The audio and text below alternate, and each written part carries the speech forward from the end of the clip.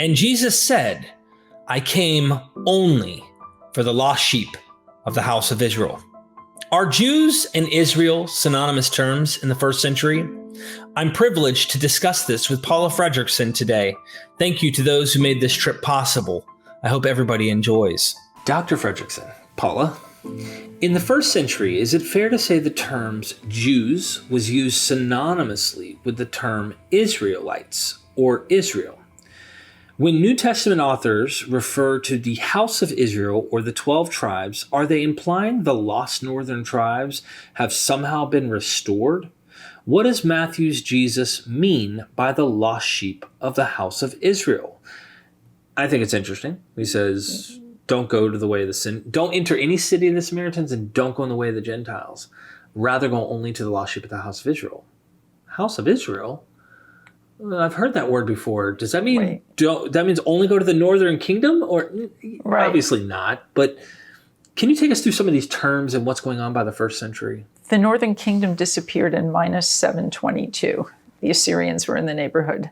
By the time we're dealing with the first century, that population has gotten blended. Okay. When people say Israel, Paul uses, am I not an Israelite, right? He refers to himself that way. Does that mean that he's a northerner? It means that he's a Jew. And the term Israel has this biblical resonance that the word Judaios doesn't. And so he's just, I think the two terms are synonymous. And I think that he distinguishes between ethne and Israel because he does so explicitly in Romans 11, 25 and 26. The fullness of the ethne and all Israel, two separate groups. And at the end of Galatians, it's he calls peace upon the assembly, the Christ assembly, and upon the Israel of God, which is he's distinguishing those two groups against. He's talking about the Jewish movement, or at least the part of the Jewish movement that agrees with Paul. And although he refers to even his opponents as Israelites, are they Israelites? So am I, 2 Corinthians 11. So he's using Israel as a synonym for Jew, which is how it would be used. And it's because it has biblical panache that that Paul grabs onto it. He's strutting his stuff in the letters and backlighting himself with the whole drama of redemption. That's the way he's recast the Jewish Bible. When I read Acts 13, I know this isn't Paul, this is whoever the author of Luke Acts is, probably early second century material. I'm convinced. I like Pervo and then of course Shelley Matthews. I'm interviewing her soon. Good. She's awesome. I want to talk to her about it and get into this. But I read that in Acts 13, 16 is the verse, and then 26, where it says, Paul stood up and with his hands motioned and said, men of Israel and you God-fearers, listen or hearken to me, depending on the translation. And then the next one says, sons of Abraham's family and those among you who fear God. Like two totally separate groups in Acts. And it's interesting you brought up the all Israel and the multitude of nations at the end in Romans 11. I never thought that those were two groups. I never came to think of it that way, that this is multitude of nations, ethne, and Israel, two separate groups here. Right, and it's quite specific if you're dealing with biblical tropes, because the Table of Nations has 70 people groups, and then Abraham's family hives off of one of those, the Semitic group. Right. So it's conceived of as two separate groups. And, you have a Samaritan inscription from Delos that describes itself as Israel that gives its first fruits to Mount Gerizim. So the Samaritans are talking about themselves as Israel too. It's a very rubbery term. Do you think there's a jab in Matthew where we were just bringing up, don't go enter any city of the Samaritans.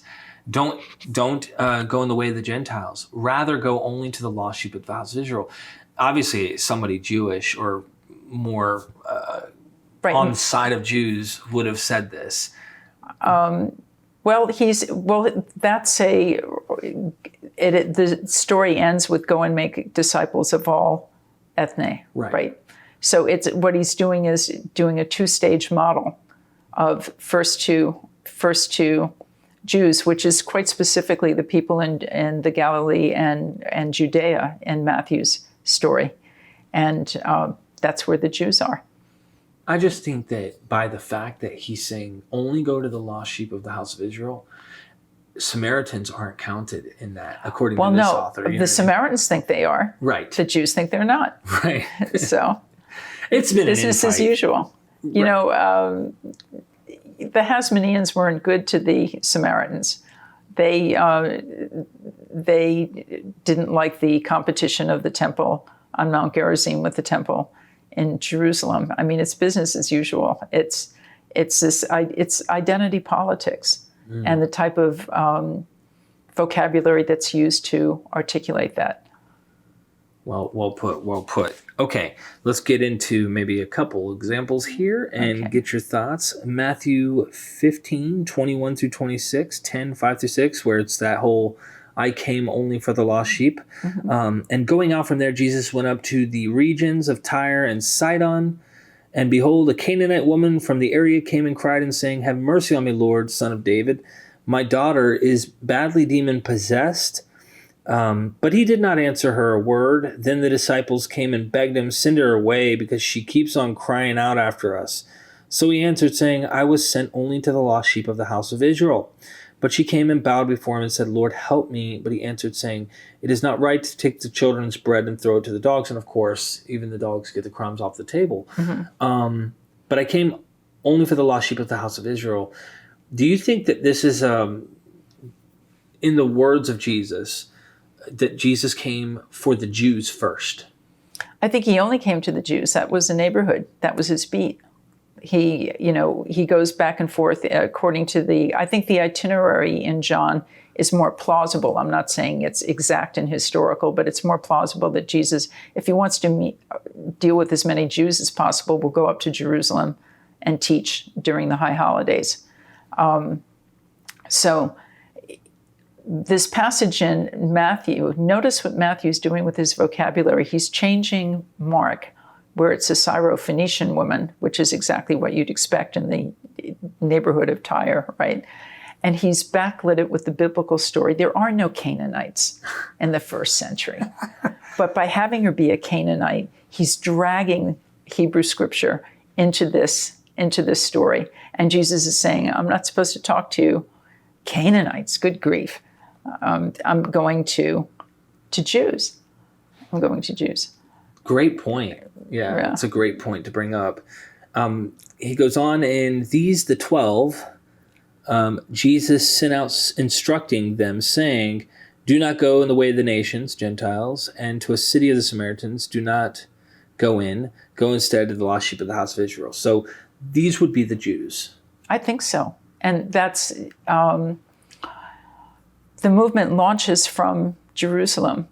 And I think it begins to spread out through the network of synagogue communities. So they go to Israel and the diaspora once they've been to Israel back home. And it's only once they get to the diaspora, and the diaspora demographically, in terms of different people groups and different gods, happens already on the rim of Judea, right? Because the Romans are in Caesarea. Herod built a temple to Augustus in Caesarea, and also two more. I mean, the diaspora as a place of non-Jewish settlement is already in Judea. And it's there that the apostles begin to encounter this both and model of pagans who are hanging around in the synagogue as well. Wow. Yeah, it's really interesting. Like Cornelius, right? Right. If he's built the synagogue, why shouldn't he be hanging around? Yeah, I don't think they'd have a problem with that at all. But as far as the notion of Israel and its understanding to be Jews synonymously, it's fair to say that this is probably across the board understood. And I just want to get your thoughts. I interviewed Andrew Tobolowsky, he wrote a book on the myth of the 12 tribes of Israel recently. And Judah kind of, according to him and his investigation, Judah kind of puts themselves into the narrative of Israel. In fact, initially, Judah wasn't even, unless you buy the two kingdoms were really united at one point, and they may have been, but maybe for a short period, he said, it might have been short-lived, that they kind of placed themselves into the genealogical narrative. That's how stories and myths of origins work. You insert yourself into the narrative. I mean, that's what Islam does with biblical religion, Western biblical religions, right? They become descendants of Ishmael. Right. So that you insert yourself into the genealogy. And I just figured that they may have, once all that's gone and the northern kingdom's gone, they capitalize on the narrative of Israel, but also take upon themselves the claim to being called Israel.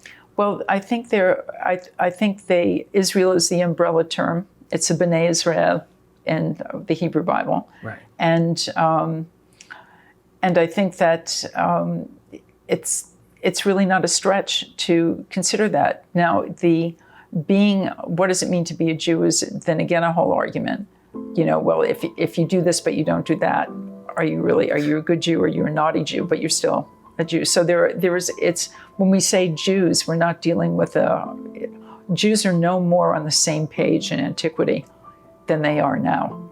There's tremendous variety of Jewishness. But I think Israel is a capstone word because it's biblically rooted. Thank you. Thank you to those who contributed in the GoFundMe on making this trip possible for these 12 recordings with Paula Fredriksen. I want to give a special shout out to you. Your names are chiseled in history.